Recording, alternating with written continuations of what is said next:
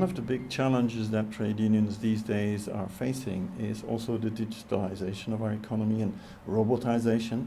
There's a lot of fear of losing jobs, etc.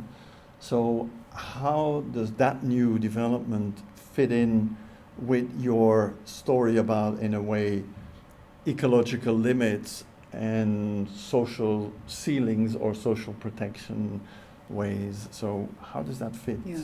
So a lot of the robotization that I think we see going on today, I believe, is being pursued without thinking about the ecological limits in terms of material use, in terms of energy. If we start to put in place the kinds of planetary boundary requirements that countries need to come back within, I think we would see a transformation in terms of the role between human labour and the robotization. Today, companies are penalised essentially for hiring people because they pay payroll taxes. The design of taxation is to charge them for the workers they employ. It should be shifted from taxing labour to taxing resource use. So companies should be actually taxed for using new resources or indeed attempting to dispose them.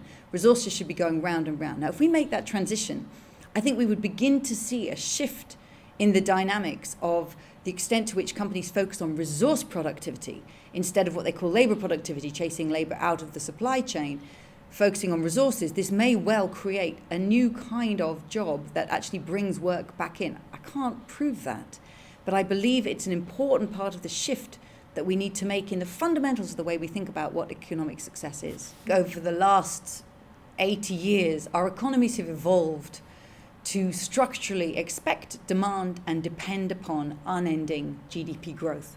In fact, today I think we have economies that need to grow, whether or not they make us thrive, whereas what we need is economies that make us thrive, whether or not they grow. I know that sounds like a little flip of words, but it's actually a profound shift in thinking. Because although we think that growth will lead to prosperity, let's look back at 2017. The global economy grew 3% GDP in 2017.